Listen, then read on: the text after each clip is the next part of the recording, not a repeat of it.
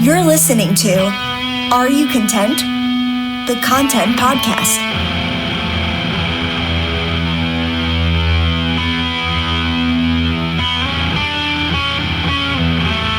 Hey guys, welcome back to the podcast. It's definitely been a minute. I hope you and your families are doing well during this evolving COVID-19 pandemic. Our last episode was published May 20th. I took a break to move, and just before then, I was fortunate that spring was fairly busy with client work. It has since tapered off a bit due to a slowdown in one of the key industries I write for, but I'm staying the course and getting back into the swing of things with some of my own content creation. Due to the pandemic and due to the fact that in-person networking opportunities have been limited, I may have to move this podcast to an online video chat format and record the audio, so I'm definitely open to your recommendations for platforms. So this is episode 4, part 2, and as a refresher, we're talking about discontent in content creation with Stephen Klett, content creator, critically acclaimed poet, and the co-founder of a growing Facebook group called Mark Fisher Memes for Hauntological Teens. Part 1 with Steve was actually recorded in early March. That was just before the COVID-19 shutdowns and much before the mass civil unrest sparked by incidents of police violence against people of color. When we recorded part 1, the membership of the Mark Fisher Facebook group was 3,300 people. Amazingly, group membership has basically doubled during the pandemic to 7,300 members. I spoke to Steve about this, and we do think that the fast growth speaks to the current state of the world economy, compounded by recent affairs. At the time of this recording, we're in a situation where anxious parents are waiting to see if schools will reopen, and if not, how they're going to balance their work obligations. Science, particularly mask wearing to contain the spread of the virus, has somehow become a political debate, all while the U.S. beat its own daily record of total new coronavirus cases at least 9 times in a month, according to a CNN report. Meanwhile, NPR reports that by the end of this month, it's July 2020, by the way, millions of American workers are set to lose the $600 per week unemployment assistance from the federal government they had received during the pandemic.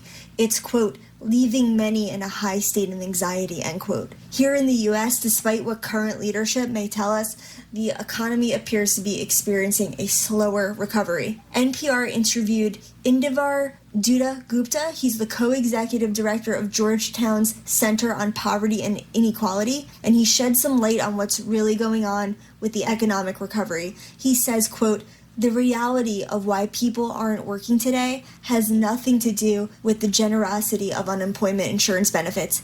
People aren't working today because there is a virus that's contagious, that's lethal, and that is not being contained. People aren't working today because they don't have childcare or paid leave. People aren't working today because there aren't enough safe workplaces for them to go to. The $600 increase, if anything, is stabilizing the economy, growing employment, and has posed no barrier to date on the record increases in employment that we've seen in recent months, end quote. He predicts that when the $600 per week disappears, families will suffer homelessness and eviction, as well as food insecurity and hunger. Black and Latino families will be affected disproportionately compared to white families due to America's inherent economic inequality. And so that question remains, how in 2020 does the wealthiest nation in the world continue to have such vast income inequality? In a country where giant corporations thrive, why is it such a struggle to take care of our own and help people have more opportunity to improve their lives? Why are people with 2 or 3 jobs struggling to make ends meet? And now the question for us is, how do we tie this back to content creation? For many, content writing is a side hustle. It's how many choose to participate in this so-called gig economy. Now, one time, affordable content was my side hustle. However, I was not content with working all day in an office at a trade magazine and then at night creating more client content. I was a few years younger, not in a relationship at that time. Now, I was never a partier. I didn't spend money on lavish things. I was and still am a discount shopper. So eventually, through some sacrifice, I was able to change my career and thankfully change my life for the better. But the point is not lost. I sacrificed work-life balance in my mid to late 20s in order to do that. Not everyone can do that and devote themselves to work. Achieving work-life balance isn't a nice option for some. It's an absolute necessity. Some people start families early, or they have to care for family members. They find themselves working in the gig economy, taking on multiple jobs, and struggling to keep up and make ends meet. So if you're in this content marketing world and content is your side hustle, this conversation may very well apply to you. Guys, this is an uncertain time, and in a vacuum of leadership and real solutions, people find their own answers. I theorize that people may be seeking out and connecting with the writings of Mark Fisher. Again, Mark Fisher is the British philosopher and author of the groundbreaking 2009 book, Capitalist Realism: Is There No Alternative? If you haven't listened to part 1 of this episode, I highly recommend going back and doing so because it provides more context and background of Mark Fisher and his thoughts on the gig economy. In part 2, Steve continues the philosophical discussion, and we provide some real-life examples of discontent in content creation from our own careers. So sit back, relax, and enjoy the discussion. I mean, just to see if we can extract things now, Rick, I would imagine this audience is capitalist. I myself have said I am a capitalist, but this idea of an alternate, I think, is interesting to me. I think that people shouldn't be scared of talking about alternatives, what they might look like and how we can make society better and what kind of social nets we can improve upon. I just think people get very nervous about those conversations and when they shouldn't be. Yes, but I think what really hits on this is like a zoning in on the problems. Like the problems of the content writer. Right, the problems of, the gig worker, the problems for the delivery guy, the problems with technology, all these things that we accept as a part of our real, as a like part of our social fabric. When like 10 years ago, we didn't require smartphones in order for us to have a job. There's something that our entire society has like majorly shifted in terms of what we accept as necessary in order to survive. I mean, I couldn't do my job right now as a delivery driver for a pharmaceutical without an app that they then make me pay for. Do you have to pay for it? Yeah, I mean, they take... Because of your cell phone use? No, they take part of my paycheck out for the app. Oh, jeez. And you see what I mean? Like, these are like... I've heard a worse example of this, and this is when I was at... it was really funny. My mom and I walked into Tilted Kilt restaurant, not knowing what it was. It was a new restaurant that had opened. And the waitress comes out with her, it's sort of like an Irish or Celtic Hooters. And my mom and I didn't know. It was like lunch hour. We were shopping at a mall. And we wound up having a conversation with the waitress, who was very nice. And she said that the company made her pay for her own uniform. And I thought that was just like horrible. I mean, I understand that there's high turnover in the restaurant industry, but I also thought that it was kind of demeaning to make her pay for her own uniform. I don't know. So to some extent, using technology, that's what it kind of reminds me of. But to kind of bring it back to the 60s and 70s, he saw this shift going from like this very revolutionary spirit of the 60s and 70s and all these kind of anarchic kind of things, and then promising a better way to organize the world around us. All of that just collapsed. It wasn't so long ago. It was 50 years ago we thought of reorganizing it, whether it was the feminist movement, whether it was the Black Liberation movement, whatever the hippie acid movement. All these things were threatening to capital. And capital made concessions. They put more women in the workplace, like not immediately. They gave Black people the rights to vote. They ended Jim Crow law, or they ended discriminatory practices, but, they gave you like crumbs of change to make it so that you didn't want to rise up and reorganize society because something was deeply wrong. And that has never been changed. That has never, it's only gotten wider, the gap between people that are allowed to make it versus those that are just barely hanging on. Right. Well, and all those people of the 60s and early 70s, they became the Reagan Army of the 1980s. They became Yeah. disillusioned around the time that, like, he talks about 79, like, was the collapse of change, you know, and then the Berlin Wall falling down, and this kind of celebration without any reflection on, okay, if we won, what does winning look like? Right. And this is what winning looks like, you know, 30 years later. For the entirety of my lifespan, this is what winning has looked like. It looks like minimum wage jobs, a collapse of, like, any notion of social safety net, no job security, and an inability to make careers out of anything to do with the arts. People are so, like, the older generation, boomers in particular, are so quick to shit on millennials without thinking, you know, I mean, some of them do. Some of them think critically about how the opportunities don't exist now like they did during another time.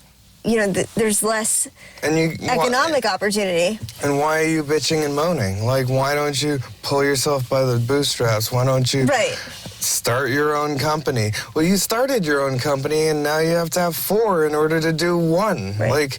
Like that is not normal, and, like, it turns your life into this rat race of trying to have your time equated to money and your money equated with time, and you have to literally, like, schedule times you can be with your partner or your family, because otherwise you'd be losing money. I have a planner, actually, a new planner that has, I like the planner because it, you know, it keeps me focused during the day, but it actually has, like, as part of their weekly section, like, personal, family, relationships. Like, you're planning, you're, like, scheduling that time in and, like, making objectives about, like, how you're gonna, you know. And it didn't used to be the way. That's the other, like, that's, again, something has been taken from you. Like, yes, it sucked to have the same job for 40 years and to have a 9-to-5 that was so regimented that, like, every second of your day you didn't have any autonomy outside of, like, going to a factory or, you know, being an industrialized, like, person sucked. But you also had a home, you also had a family to come home to, you know, failing marriages, expectations that were of the time that, you know, admittedly we might have gotten better at as a society, but as a trade-off, now you have 10 jobs, now you have no job security, now you have emails from the very second you wake up to the very second you go to bed, the expectation that you have to make quotas, that you have to do paperwork, like, if you're a teacher, and you know, Mark Fisher was a teacher, he talked about how much time the actual bureaucracy of doing your self-evaluations was part of, like, this great propaganda, like, this great, like, thing to make you think you're the problem, or at least, like, you know, a waste of energy, just a waste of, like, self-examination. Right. And that kind of works into the way in which they control you. Yeah, no, that's a whole, I mean, there's been a whole privatization of public education, and testing has been a huge part of that. And one of the things that teachers hate about teaching, you know, they love teaching and being in the classroom.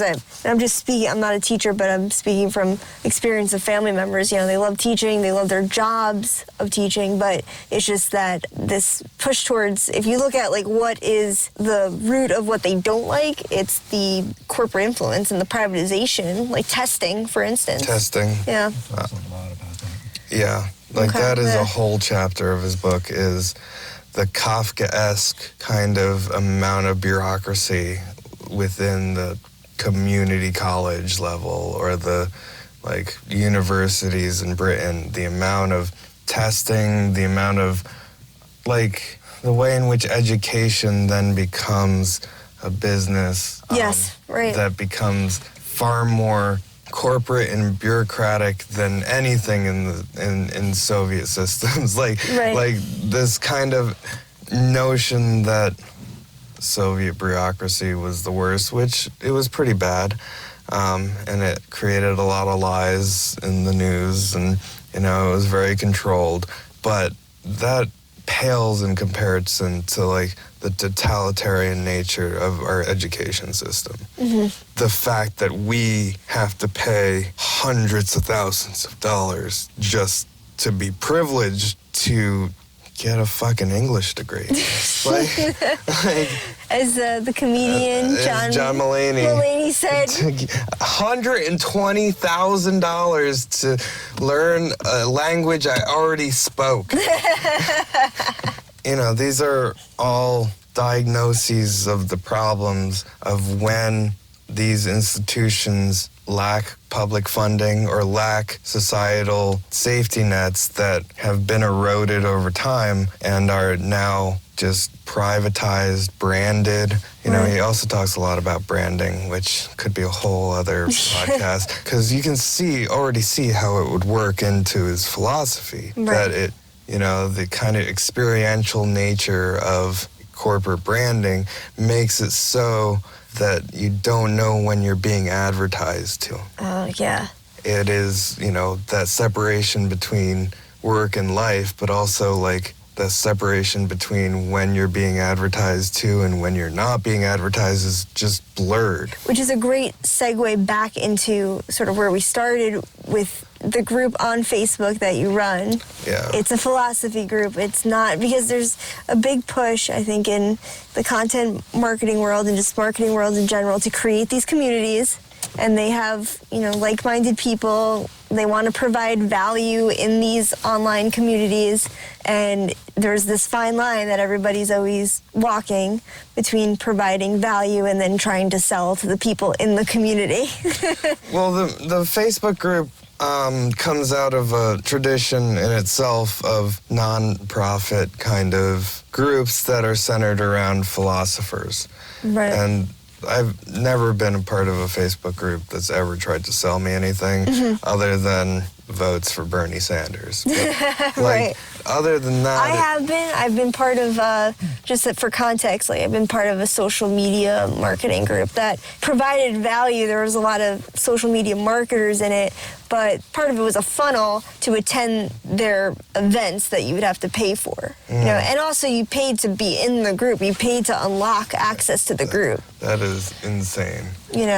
But this kind of follows, there's a very large Michel Foucault group, Foucault's Moist Mason or something like that, that has 11,000. Great names. That has 11,000 people in it, or 12,000 people. Where's your membership right now? 3,300. That's good. And it's only, what, a year. A year old. How do you think people are finding it? Because it's people from all around the world, you said, right? Yeah, there's a lot of people from Britain.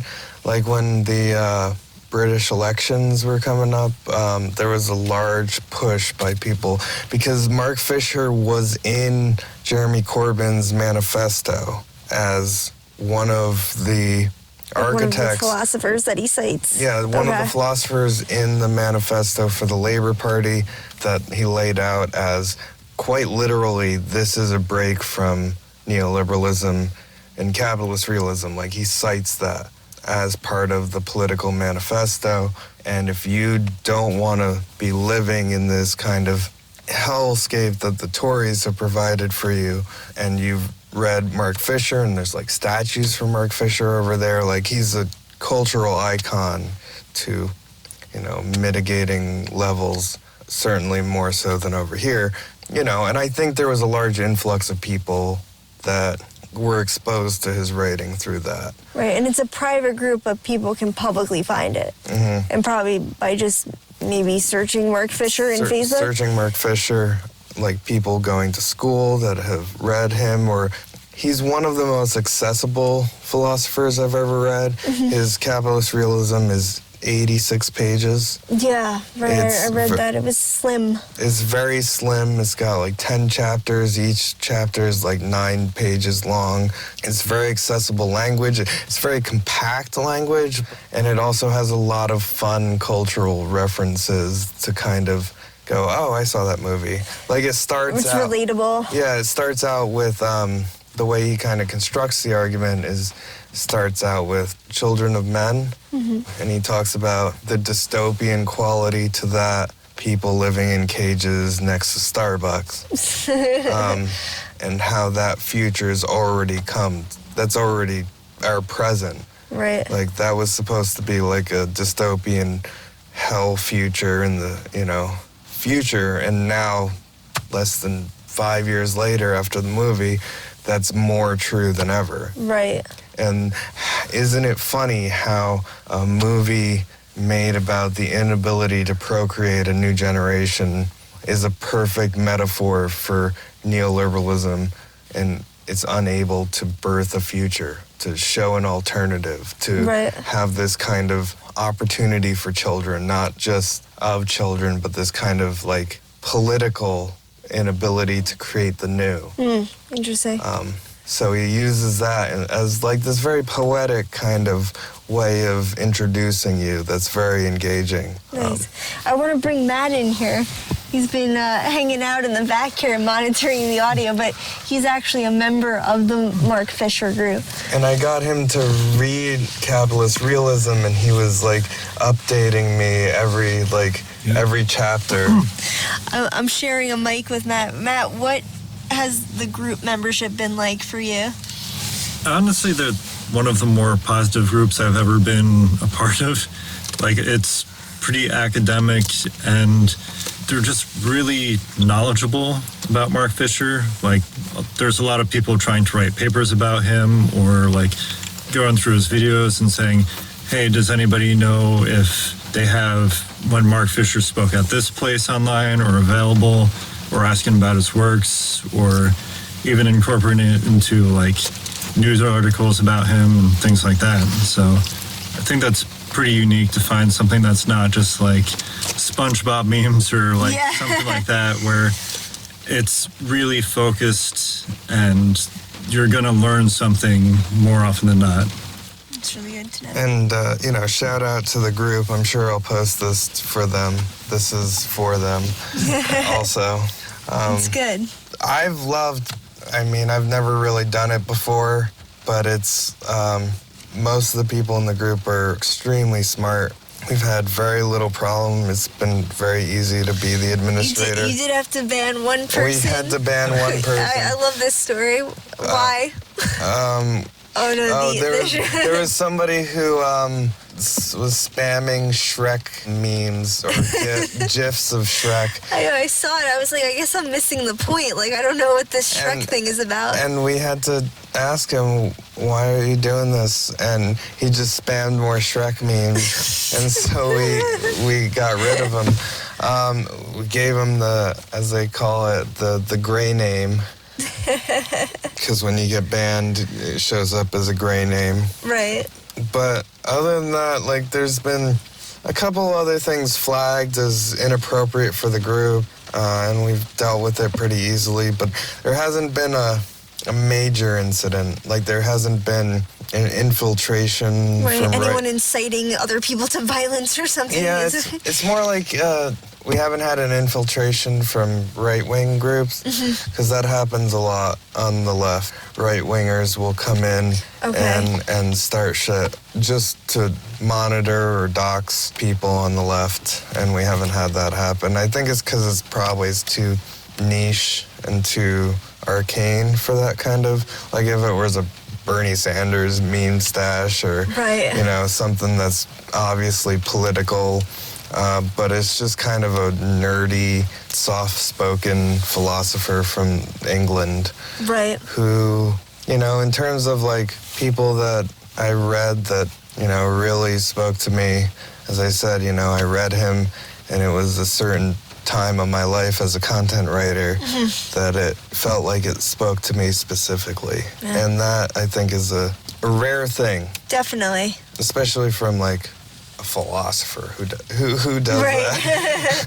While you're in this like grind with work, you found some solace in the writings and speeches of the philosopher. Yeah, and his lectures are all over. They're really good. He's very timid and very nervous because he is very self-conscious and he rarely did speeches. But when he did, like, it takes him a little bit to work his way, this confidence. But by the end of his speeches, they're like poetic almost, Right. and almost angry and valiant, and like the system is fucked and we need to do something about it because Right. there is no alternative. And there are glimmers of hope for mass movement to try and change that. What would you like to see from the content marketing world, like based on your experiences with Mark Fisher and his teachings? What changes would you like to see in this whole content production landscape? Content writers need to unionize. I mean, There is a freelancers union. there's a freelancer union, but I don't think that most people think of it or have access to it, or like Right. the notion that freelancing is this free world that you can just do whatever you want because it's full of opportunity. It's anxiety inducing when I hear people talking about it in those terms, having lived it. But really what I think needs to happen is, well, for one thing, more public ownership of the internet.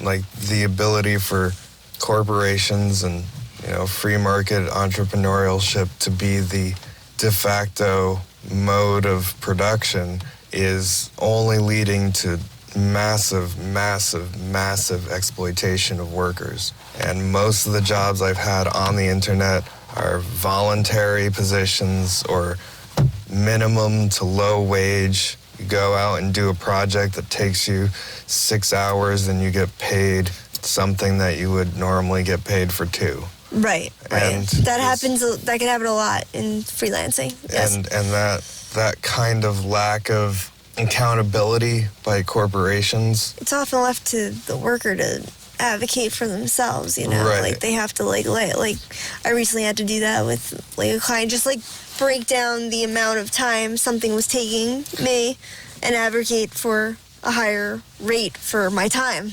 And But it's incumbent on you as a freelancer like to do that. and the notion that you can be easily replaced is always there. That's Oh, definitely. that's part of the crippling notion of having no accountability, no public regulation. Why would a corporation pay you more for your time if they can find any Tom, Dick, or Harry, on Craigslist to do what you're doing, but for less? Worse yet, they'll look for English speakers in a foreign country who will work at a Well, yeah. cut rate. And, that's what I experienced even at the large newspapers that could technically pay you, is that they outsourced half of their content to India during the night hours. Right. It was a content dearth, globalism and free market capitalism and the ability for communication to go from one side of the world to the other was supposed to be this utopian thing. It is. I mean, it's a utopian thing for CEOs who own websites and for people who are lucky and gamble on the right brand. But for the people that work for them, most of your jobs are outsourced to content farms in India. Right. And Singapore, China, you name it, you can find content companies that will compete for wages. Right. Without regulation and with the Wild West that was so promising in the internet, our ability to create value and get paid for it reasonable wages diminished immensely Right. since this millennium. Yeah. And that goes back to what we started out with. What can you think of that we have done in these past 20 years that we weren't able to do in the 20th century? The only thing that has changed is less opportunity, less work, and less creativity. I can think of one technology, the cloud-based technology. I feel like is maybe the one technology. You disagree, Matt? Just servers. Is Matt saying it's just servers? Okay, yeah. It's just, I don't know, the lightning quick speed of it. Well, that's not new. That's just improving for the same reason as so you can get more work done and pay less for it. Right. Like, the cloud only provides less payment that corporations have to use on, I don't know, what would you use? Paying for cloud storage, by the way, is just insane. Yeah. Like what I pay in Dropbox fees and everything. And that's spending from the worker, not... Right. It's space somewhere. You're just paying for space. You're paying for the service, but... Whereas before, if you wanted to get communication to a CEO, I don't know, on the other side of the country, you'd have to send it by train and it would return 3 days before you got telegram or whatever. But the ability to make money at a very high rate and to create content at a very high rate that could get out to a massive audience in the blink of an eye has only helped the millionaires and billionaires. Bernie Sanders has joined us. and has really hurt an average worker's ability to make ends meet. This speaks to the thesis of my podcast, which I talk a lot about the balance of quantity of content versus quality of content and trying to find that symbiotic harmony that everybody can live with on both sides of the equation, both the company paying for the content and the person creating the content. I just feel like it's a graveyard. There's a graveyard of content, and I felt like that when I was producing content for these websites. I was pumping out 5 articles a day sometimes. Right. For things that were only going to be looked at for less than 24 hours. Right. That's sometimes how I feel creating content, and if people are agonizing over something in our process, and it's just we're trying to just close the loop and put a stamp on it and say the project is done, but it keeps going round and round, taking up a lot of people's time, and I'm just we're lucky, if people get to this page. If we're stuck on something on page 5 out of 6, we're just lucky if people click on it at all, read it at all. It's the quantity factor. People are just inundated with content. So I try to encourage people, don't get so caught up in every single detail. I could talk about this whole philosophy as applied to journalism for hours and hours, because the necessity to create a certain amount of content that then gets a minimal amount of clicks that paid for the advertising revenue that could then pay me as the worker was this carrot and stick that was unsustainable. And that's one thing that I think is obvious in all that I've talked about tonight about Mark Fisher, is that it is unsustainable as a model for the way in which we organize our thinking and the way that we organize our work. It's unsustainable because you are creating this content for gambling that these people will click on it. There's ways you could fix the gamble. There's ways in which you can SEO it is just right. Trying to fix a game in your favor and hoping that people click on it because somebody else told you that it was a word that other people click on. It's like you're trying to fix the game and the game is fixed against you because you have to go then do the same game over again in your next article. Right. And it's just this receding horizon of opportunity where you constantly have to create more content for less gain, or you constantly have to become more creative, or in the case of things like BuzzFeed, you just make the same list article. Listicles. Because that's your thing, and it requires no creativity. It's formulaic writing at that point. Quality and quantity breaks down. There is no quality, there's completely quantity. And I think that is the direction that the internet is headed. At least it was in my experience as a writer, that quality was a complete afterthought. Why would you worry about quantity when something was thrown away as quickly as it was created. Right. No, I still write for print at some points. It's few and far between. I mostly do online. Where do you think print fits into a world like this? When's the last time you read a newspaper? I actually, a couple days ago, I pick up the Tri-City News. It's an Asbury Park sort of arts and entertainment newspaper. A lot of advertisements in it. When's the last time you paid for a newspaper? That's a good question. I can't remember. And even better, when's the last time you paid for a subscription to a newspaper? And I think I remember my parents paying this kid with like a local newspaper. He used to come around and collect the subscription money, and that was in the 1990s. I feel like 2000 hit and that went away. I had a Rolling Stone subscription that my parents unwittingly got in the 1990s that they continued paying for through to, as you said, the 2000s, and then they stopped paying. Mm-hmm. But like a haunted, There's the hauntology. like the haunting thing that Capitol has, they kept sending. They kept sending Rolling Stone to my door, possibly to this day, once a month, because they didn't have anywhere else to send it. Like, in hopes that you will renew. In hopes that it will renew. Like, a lot of magazines do that now. And it's just like a graveyard. The magazine that I write for, primarily, when I am writing print articles, they don't have paid subscription. It's all, the production of it is paid for by the advertisements. Mm-hmm. That's their model. Well, that's the model of the internet as well. Mm-hmm. That the advertisements will pay for the writing itself, and you have to meet like 100,000 clicks in order to pay for the value of the article. Right. Like something ridiculous. In print, they guarantee a subscription base to the advertisers. That's how that works.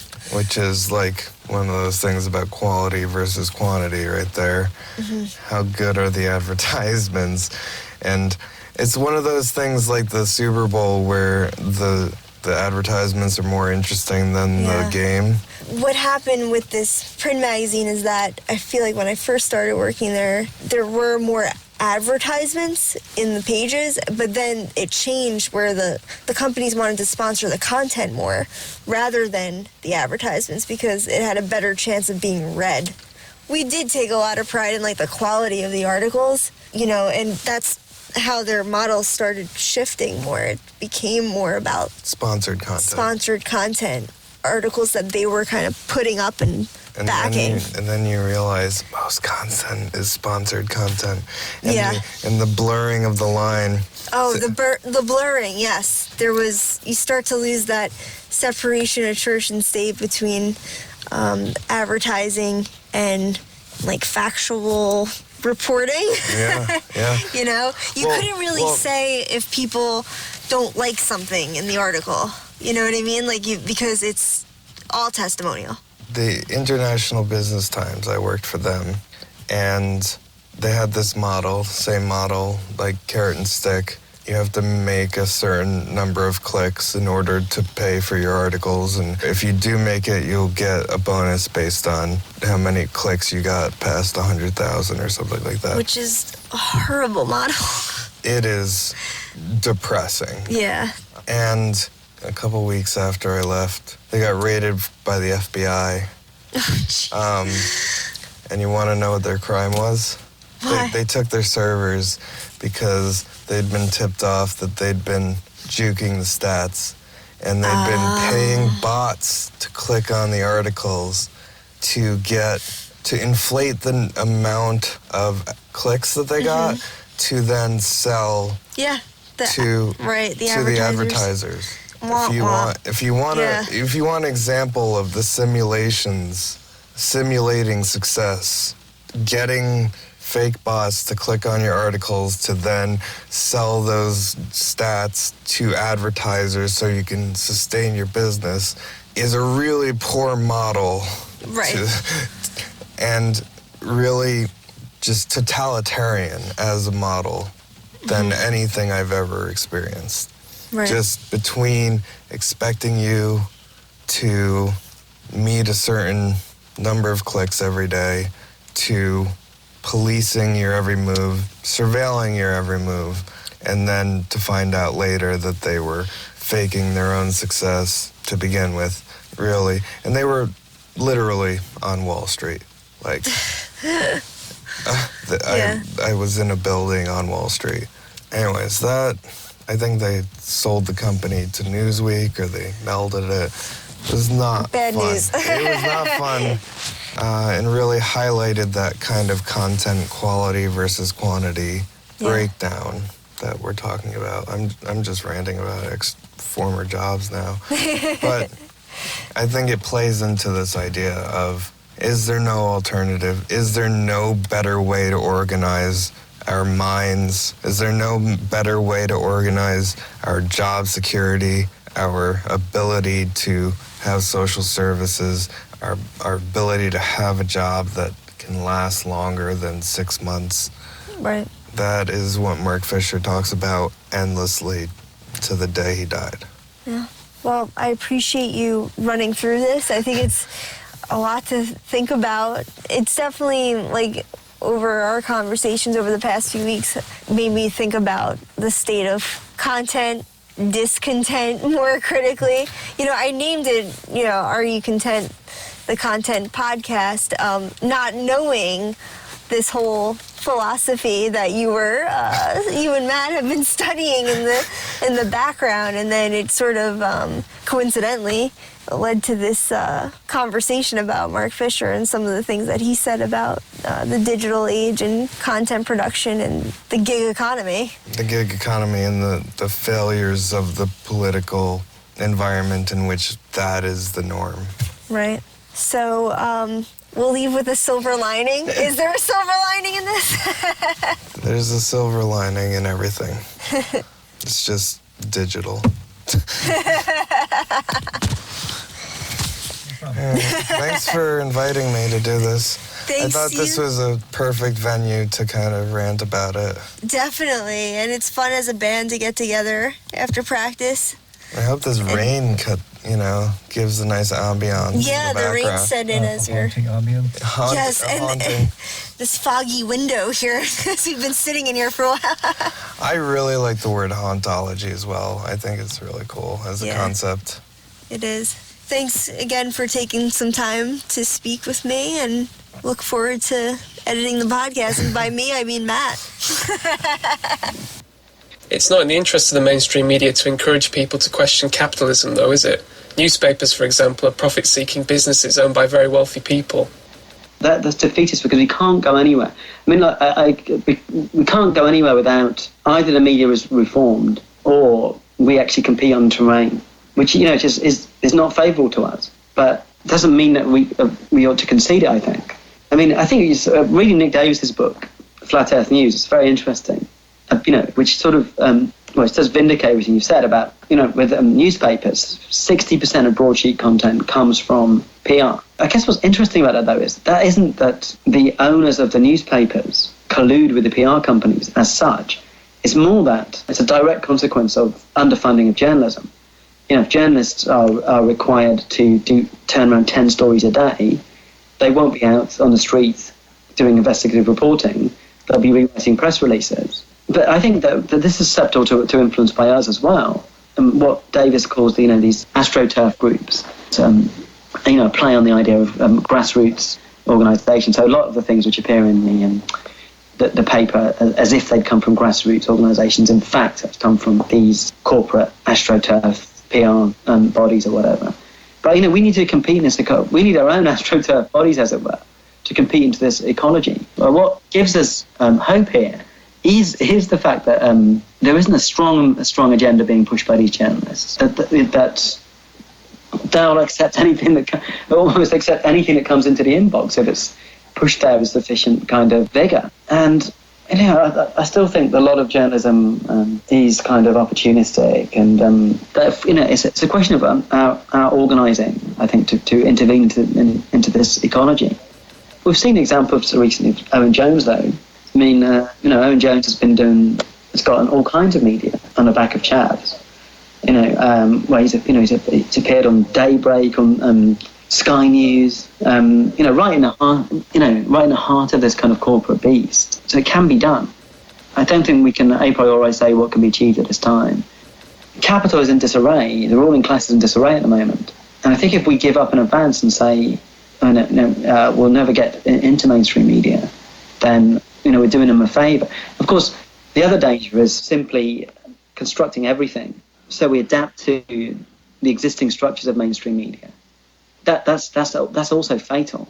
It's not about toning things down so that we can be accepted. It's about a hegemonic struggle such that we can change what is acceptable to say on there. And if we can't do that, then we have failed. And that's pretty clear. I mean, the New Labour is the most object lesson in that. If you simply construct your project on the basis of what is now acceptable in the mainstream, and maybe just slightly shifting things over, that will fail. And not only will it fail, it produce this kind of political despondency, such as I sort of try and describe in the book, really. But I think there are different. I think we have to go between these two strategies, either staying outside the mainstream media completely, or just adapting to what the mainstream media is like now. Well, we have to learn lessons from neoliberals, really. I think that they were capable of changing what the media was. In the same way, we have to imagine that the media can change in our direction. Of course, they've got resources we haven't got, but then we've got resources they haven't got as well, I think. And going back to what I was saying earlier on, we should be inspired, really, by the extent to which the triumph of neoliberalism, in a way, showing how things can go from impossible to inevitable. That's the way history goes. That things seem completely off the agenda, there's no way they can happen. Suddenly, things switch where they're the only thing that can happen. Are You Content? The Content Podcast is a production of Affordable Content LLC, all rights reserved.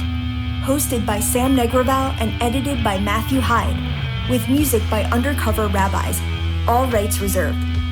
Connect with Affordable Content on Facebook and LinkedIn, and feel free to reach out to me, Sam Negraval, on Facebook, Instagram, or LinkedIn, or by emailing sam@affordcontent.com. Thank you for listening.